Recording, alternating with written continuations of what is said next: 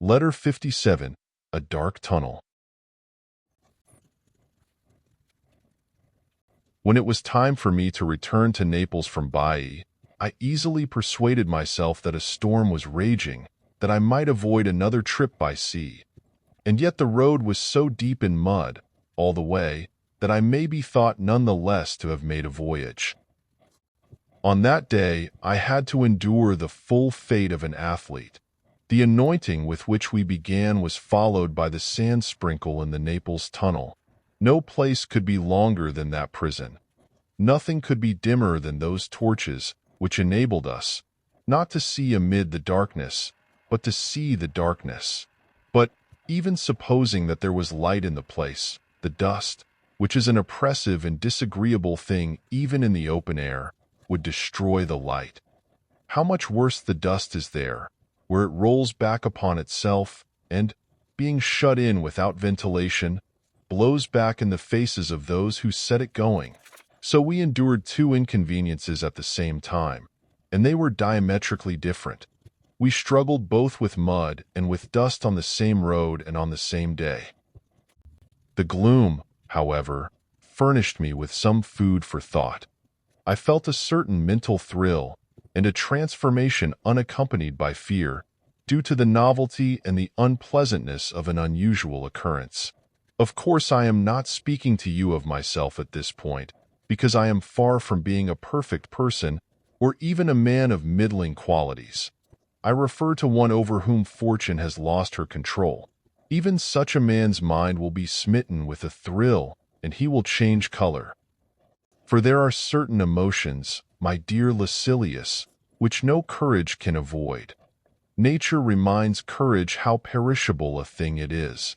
And so he will contract his brow when the prospect is forbidding, will shudder at sudden apparitions, and will become dizzy when he stands at the edge of a high precipice and looks down.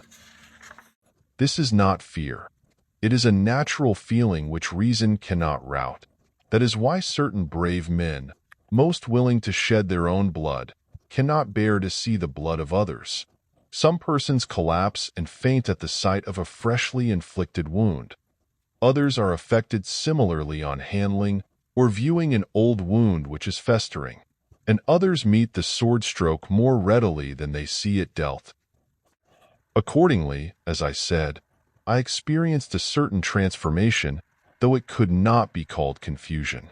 Then at the first glimpse of restored daylight, my good spirits returned without forethought or command, and I began to muse and think how foolish we are to fear certain objects to a greater or less degree, since all of them end in the same way. For what difference does it make whether a watchtower or a mountain crashes down upon us? No difference at all, you will find. Nevertheless, there will be some men who fear the latter mishap to a greater degree, though both accidents are equally deadly. So true it is that fear looks not to the effect, but to the cause of the effect.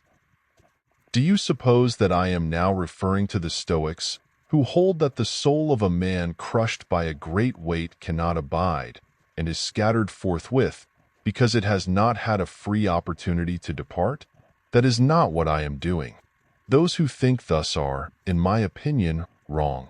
Just as fire cannot be crushed out, since it will escape round the edges of the body which overwhelms it, just as the air cannot be damaged by lashes and blows, or even cut into, but flows back about the object to which it gives place.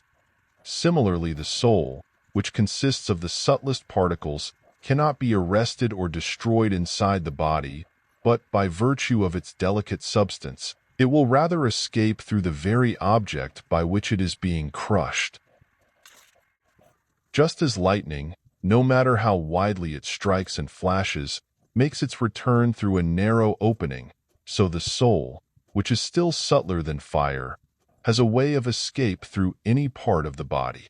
We therefore come to this question, whether the soul can be immortal. But be sure of this. If the soul survives the body after the body is crushed, the soul can in no wise be crushed out, precisely because it does not perish.